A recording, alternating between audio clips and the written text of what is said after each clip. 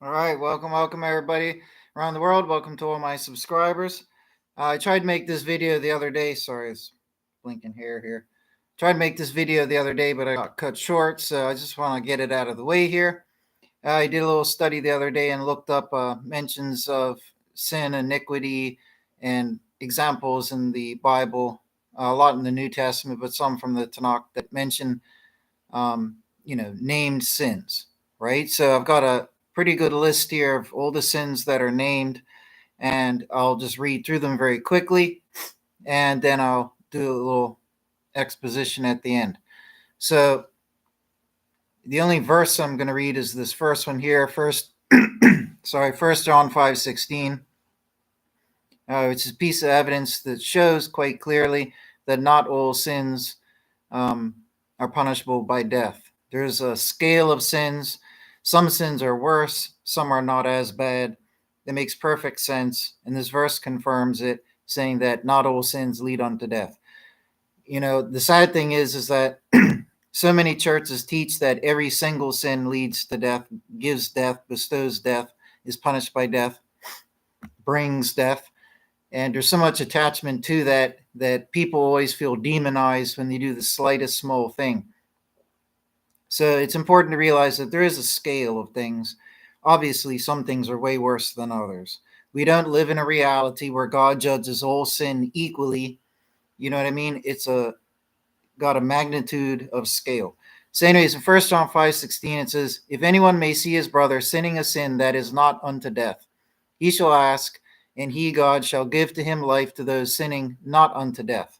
So if you're doing sins that are not punishable by death, according to the law, you know what I mean? They're not severe sins, then God can still grant you life if you're not doing sins that are unto death.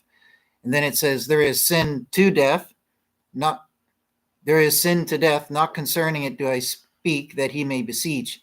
All unrighteousness is sin, and there is sin not unto death. So it shows the difference. There are sins that grant death, there are sins that don't. Okay, so there is a scale. It's only common sense and logical. So this is probably and pretty much most or nearly all, I would say, of the different various sins in the Bible. Obviously, I didn't get into the ones where if you break certain laws in the Jewish law, the law of Moses, about mixing fabrics or cheese and meat. I didn't mention things like this. This is more moral things, good, right or wrong, good or bad, right? And a few biblical ones. So you'll see what I mean. So the first thing, I roughly sorted them into two groups. I'm not saying that each one is exactly in this group. They're just roughly grouped here. So the first group of sins are ones that are generally worse. Okay. And these are the ones that are probably punishable by death. Not to say that in every case it is. I'm just saying, rough grouping here, probably, and I say likely punishable by death. Not guaranteed, but likely. Because these are things that cannot be undone or corrected in your lifetime once you have done them. You can't take them back. You know what I mean? There are things that cannot be undone, such as, killing somebody, right? You can't take that back if that occurs, right? So here we go.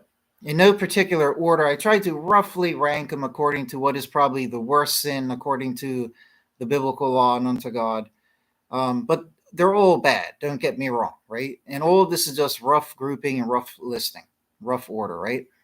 So, first of all, because it's the first and the greatest commandment, would be idolatry. Idolatry is, we could say, the worst. I mean, there are despicable things people do that are arguably worse than this, right? But I'm just, keeping things simple here. First and greatest command is against idolatry. Okay, idolatry is serving or worshiping or even bowing, by definition, to anyone other than the one God. This is how the first commandment is, explicitly states. Right, and idolatry is defined biblical definition when you serve, worship, or even just bow to anyone other than God, who is the one true God. So idolatry. Now, most of us today aren't guilty of idolatry. Most of us just worship God, right? I'm not going to get into Trinitarianism, violates the first commandment.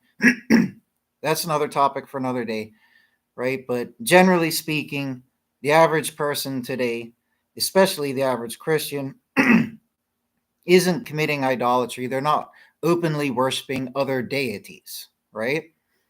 So next we have blasphemy, i.e., blasphemy against God.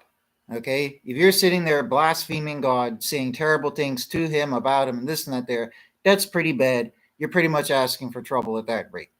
Okay, obviously it depends on what you say, how bad it is, how often you say it, how much you mean it, blah, blah, blah, blah, blah, different circumstances, but keeping things simple, blasphemy against God, and also grieving his Holy Spirit away. That's definitely got to be at the top of the list because that is the only sin that is unforgivable, grieving away his Holy Spirit.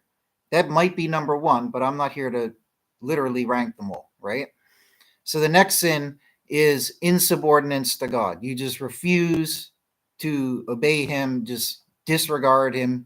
You might even acknowledge he's real, but you're insubordinate to him. Okay? Another grave sin would be shunning God. So that'd be like shunning, ignoring him, right? And then another grave sin would be denying God.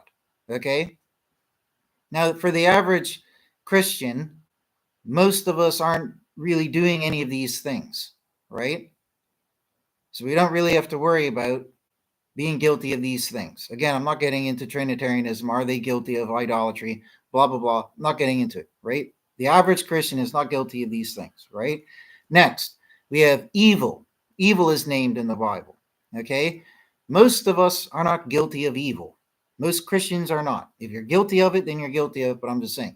The average Christian is not guilty of evil or of wickedness. Sorry, the other sins at this level here are all evil thoughts or speakings, because that's named in the Bible as well. Evil thoughts or speakings. Like I said, the average person, the average Christian, is not really evil or doing evil or thinking evil or speaking evil and being wicked, right? So next we have a general category, but they're all specified in the Bible: unrighteousness, disobedience, lawlessness, immorality, injustice, and unholiness, right? All of these are generally the same. Injustice is a little bit different, but they're all in the same type of category. That's why I've lumped them together here. And these, you can abuse these slightly or greatly, right? Just like everything else here. You could say being unrighteous or disobedient is not as bad as being evil. That's why I've ranked them a little bit lower, right? But it depends how disobedient you are or how unrighteous you are. You see what I mean? So none of this is literal ranking, but it's important to read them all out and be aware of what the Bible points out, right? So I would say the average Christian, yeah, we might be unrighteous and disobedient, lawless, immoral, unjust, and unholy at times. Yeah, right? So some of us are guilty of this. But like I said, I don't think you're going to receive, you know, the punishment of death, i.e., being forsaken in the afterlife and going to hell or whatever, because of momentary or small amounts of this. It would probably be when you really abuse it, if you're very disobedient, if you're severely unrighteous. You know what I mean? God's the judge, not me, but I'm just trying to understand things, right?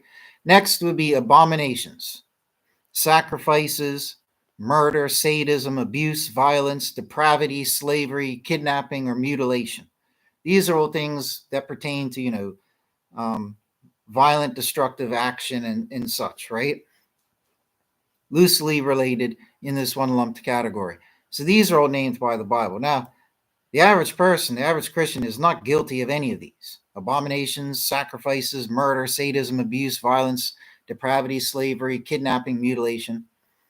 So, the average Christian, we don't really have to worry about that because we're not really doing those things. Again, if you have a momentary bout of violence, let's say you hit somebody one day, that's not going to send you to hell, right?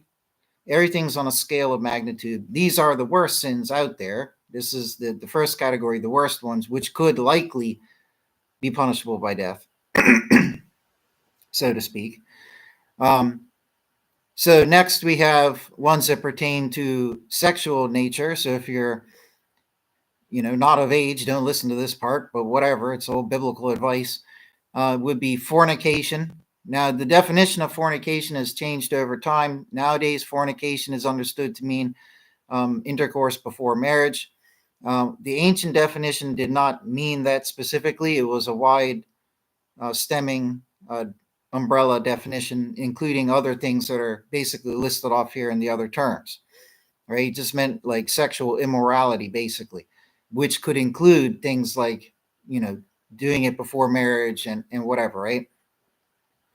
But doing it before marriage is still a very bad sin, because every man and woman out there is a spouse for somebody. If you're doing intercourse before marriage, you're sleeping with other people's future spouses, right? Future mothers and all this and that there. So that's one reason why it's really bad. It also leads to a lot of, broken marriages, children being traumatized and so forth, right? From divorces and whatever else, separations and all sorts of things. So fornication, sodomy. There's another one which I won't mention because everybody's so woke nowadays. Whoredom, use or performance of prostitutes. So if you're the one prostituting yourself, or if you're hiring prostitutes, both of those are forbidden. They're grave sins. Whoredom doesn't mean to act as a prostitute. Whoredom would be defined as being very sexually promiscuous, things like that. They're very related to what fornication would have been defined as back then. Next, we have depraved passions or acts. These are also mentioned in the Bible. That's a sin. Then adultery, and then forbidden sexual relations, such as some things I don't want to say, and, animals and whatever else, right? All of these are forbidden in the Bible. A lot of these in the Bible are punishable by death, okay?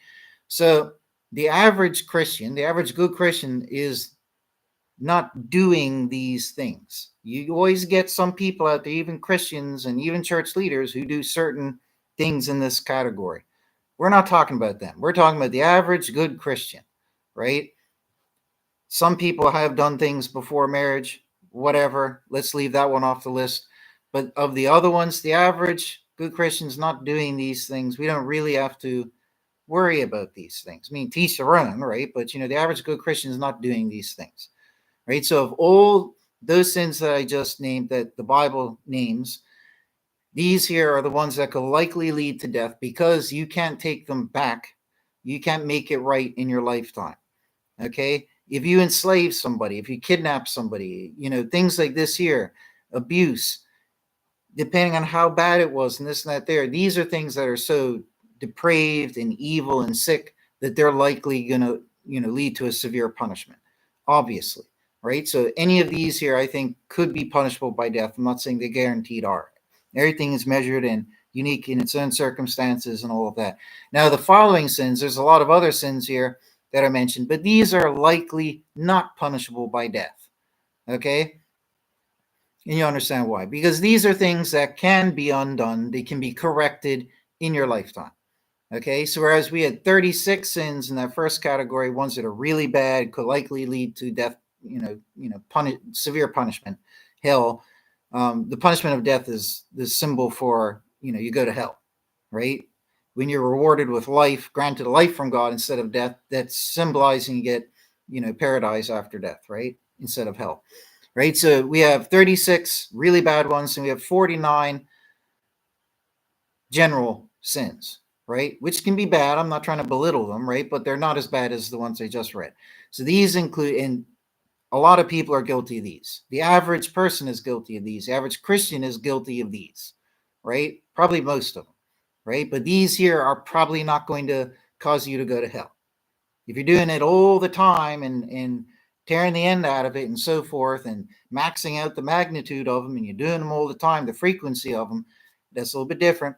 But just generally speaking, these probably aren't going to send you to hell. Again, I'm not the judge. I'm just roughly categorizing these here.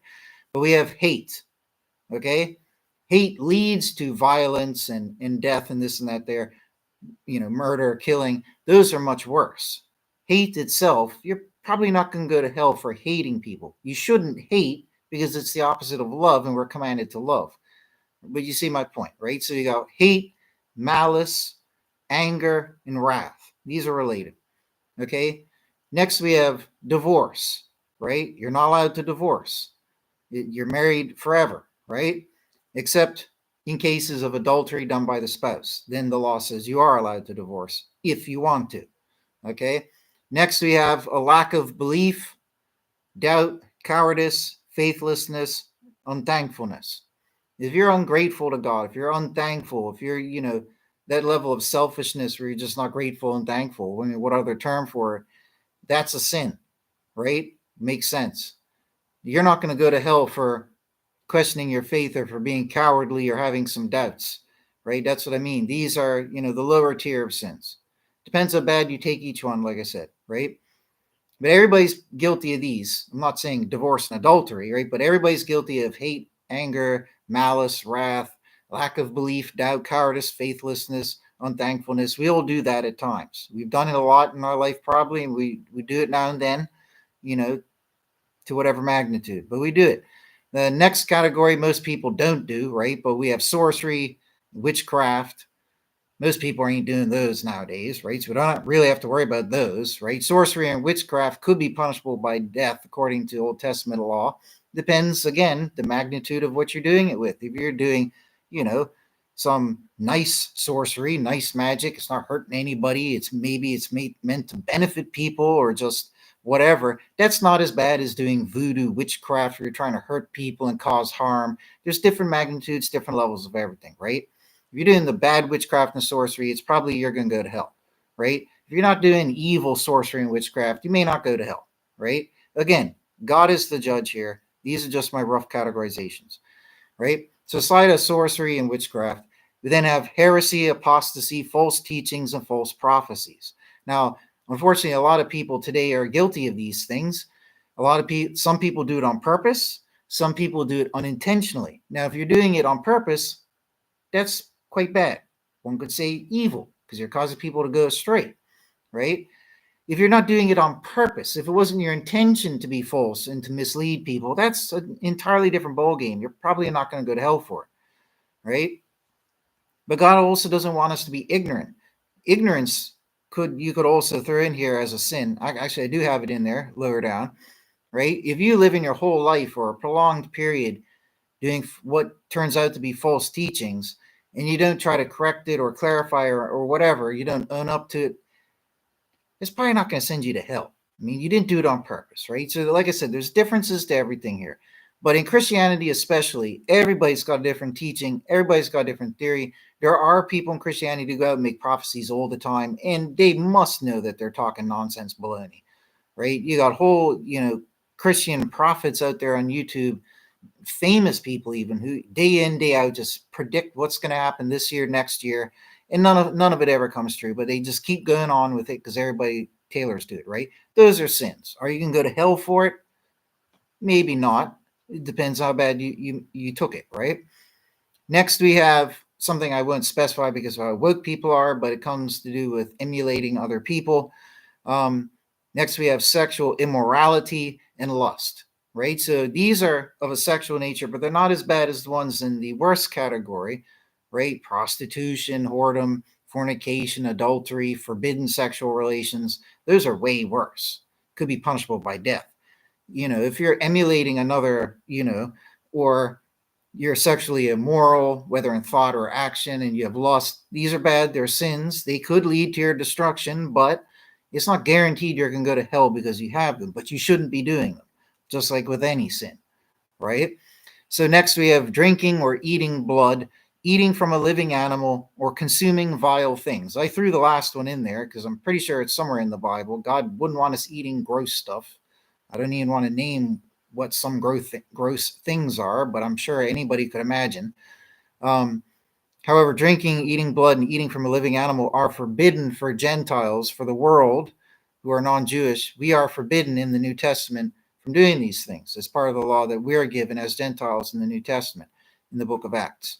And it's repeated 2 or 3 times, right? So it's inarguable, and it's common sense stuff. Most people don't eat living animals or eat meat off of a living animal, and most people, some cultures do, but most people don't drink and eat blood, right?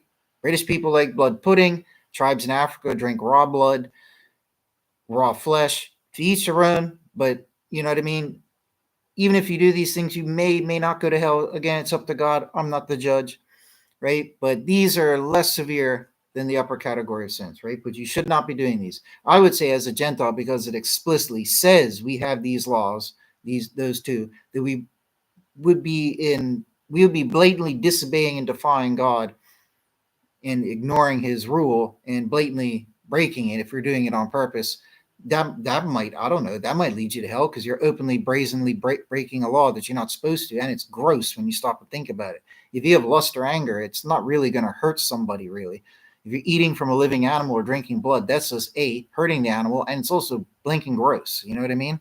But anyways, next we have theft, swindling, damaging property, extortion. I can never pronounce the following word: Guile, guile, I guess it's pronounced. Deceit, lies, betrayal, sowing discord, contention, slander, and dissension. All of these, again, these are sins. They're named in the Bible. We shouldn't do them. The average person doesn't really do these. You know, the average good Christian doesn't steal or swindle or damage property or extort people. We might lie and have some deceit now and then, but we're not out there lying all the time to people's destruction and, you know, negative ends. We're not betraying people. We're not sowing discord, having contention, you know, slandering people and dissension. Generally speaking, we're not really guilty of these things, the average good Christian, right? We might do bits of these here and there type of thing, but generally it's not going to be our downfall because, you know, it's not a major thing that we do. And then the final ones would be pride, selfishness, hypocrisy, foolishness, ignorance, boasting, coveting, jealousy, envy. Then revelry, wantonness, gluttony, drunkenness, filthy talking, and recklessness. Now, we're all, you know, the average person, the average Christian, even the average good Christian. Most people are guilty of things like pride, being selfish nowadays, being hypocrite. Sometimes we're foolish. Sometimes we're ignorant. Sometimes we might boast. Sometimes we covet. Sometimes we're jealous. We might do all of these. Be a glutton at times.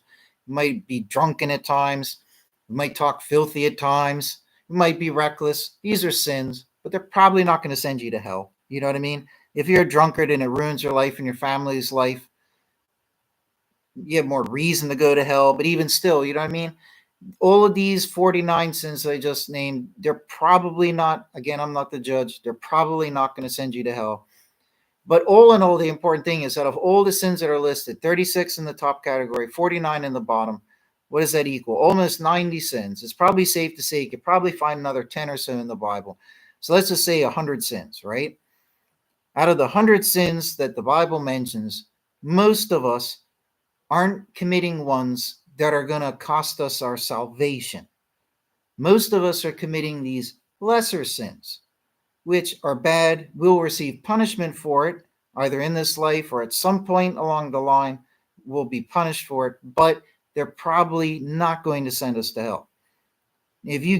Faithlessness is one of the minor sins, but like I said, each one you could take to a lesser or a greater magnitude. If you're extremely faithless, you know what I mean? You're like a horrible definition of how faithless somebody could be or how ungrateful you could be. And that like defines you. Like God's like, that person is just blinking ungrateful. Yeah. If you've maxed out that magnitude, you know what I mean, of any one of these minor sins, yeah, it might cost you that, right? Coveting and envy are minor sins. We all do things like this at times. But if it's defining your character and sums you up and you're doing it to the maximum magnitude, you're breaking the commandments because there are commandments against coveting, right? So like I said, each one, understand what I'm saying here and blah, blah, blah, right? So there you go. These are the sins. They're good to know. They're good to know because as a, you know, person trying to be a good person or a Christian trying to be a good Christian, it's important to know what are the sins that are mentioned. Most people don't have a list in their mind. They don't think about it like that. But having it in a list, I think, is a good asset. You can look at it, think about it. It'll be in your mind like that. Things to avoid and to not do, right? So that's why I did this video and the little study for the video. And I'm just sharing with everybody there. I think the average good person, the average good Christian, probably doesn't have too much to worry about. Even though if people watch my teachings, expiatory Unitarianism, they might, or if they read my systematic theology, which is available on Amazon, they might think, if they're watching my videos and stuff on YouTube, they might think, oh, I teach that you have to reform from sin in order to be saved. Yes, you do. That's the gospel. That's what it says. I'm not getting into a whole teaching lesson here, but don't get things twisted. Just because that is true and a fact that you have to reform from your sin, you shouldn't sin. You can't keep doing it. That doesn't mean you're going to go to hell and lose your salvation if you're doing minor sins occasionally, right? Everything is weighed on the scales of justice. You can't cheat God, okay? If you do a little sin, a lot of times it's like a grain of rice, and every grain of rice will add up on the scale. Every time you do the sin, it has a weight to it. That weight is recorded eternally so that God can then judge it. Okay, if you do tiny, tiny sins and do a lot of them, over time that'll stack up and you have a lot of weight, a lot of guilt to your name. That could pose you a problem. You might be a great, excellent person, but then suddenly do one terrible, terrible thing that has a lot of weight. Every situation is different. God might forgive the person who was really good but did one terrible thing, as long as what? As long as they have reformed, which includes confessing, repenting, all of that there, the internal changes. You can't do something really terrible and expect to be forgiven because that was the only terrible thing you did and you're great otherwise, because everything is punished and we are commanded to reform, right? So that's all I'm going to say on that there. But I'm always worried people get it twisted, because I know people watch my videos where they might read the theology and they'll say, oh, well, you sound like if you do one sin, you're going to go to hell. No, no, no. It's literally not what I teach. It's not what the Bible teaches. Every sin is different. There's a magnitude scale for sins, and God works according to the scales of justice. All the good that you do, all the bad that you do, in its magnitude, each one has a weight. Okay? That's why Jesus said, love covers a multitude of sins. So this is all part of your expiation, expiating your guilt, as I teach in expiatory Unitarianism. To expiate your guilt, how do you do this? Well, you make up for what you did wrong. You make amends, you make reparations, you pay people back. You know what I mean? These are great, wonderful ways that you can right things that were wrong that you did, right? That's how you expiate your guilt. If you never make those type of amends or reparations, then what have you changed? What have you proven to the world or to God, right? That's why expiating your guilt like that is very, very important. We're commanded to reform. Once you've reformed and you stop doing what was bad, even if you're still being perfect, you're still going to be punished for the things that you did that were bad. That's why even when Christians reform and become great squeaky clean people, they're still suffering in life. Why? Because nobody's perfect. Everybody has sins to their name, even ones you don't remember anymore from prior, and you're going to be punished for them because God is a God of justice. Okay? So when you begin to understand that every sin is different, every sin is unique, and the way you do the sin and did the sin determines its magnitude, okay? And that magnitude, that weight is what goes down on your scales, whether it was a good thing you did or a bad thing that you did. That's how all of this works. God doesn't take weight off the scales. He doesn't wipe away your guilt. He'll forgive you for your past sins if you reform, it says, but he's not taking away your guilt. You're guilty of doing those things. God is not going to pretend that you didn't do something, okay? He can forgive you for it, but you're still going to be punished for it. But even if you're forgiven and you're receiving punishment for your sins, you will still go to heaven if you've reformed. That's the point. Because the goal is to reform. You will be granted forgiveness for your past sins. You may not be perfect, you should be, but even if you're not perfect after your reformation, how can you expiate any guilt that you accumulate? Well, love, like Jesus said, covers a multitude of sins. If you forgive others for things that they then do to you, you will be forgiven. Forgive so that you will be forgiven. Righteousness covers a multitude of sins, right? Helping other people to reform covers a multitude of sins, right? So all of these, that's how it works. That's how God's law system and penalty system, how all of that legal system works with God. It's not a case where, oh, you told a lie, that's punishable by death. You're condemned to eternal hellfire. This ludicrous nonsense baloney. Okay? Absolute ludicrous nonsense baloney. If you want the truth, expiatory Unitarianism, I teach it on my channel. Go to Amazon, get my systematic theology. You can find, excerpts of it and find what the title is on my channel. Go check it out because it's the only denomination that actually properly upholds the honor for God that he deserves and properly teaches the correct thing, what you're supposed to do. Everybody else has got it twisted. But anyways, take care, folks, and God bless. See you all later.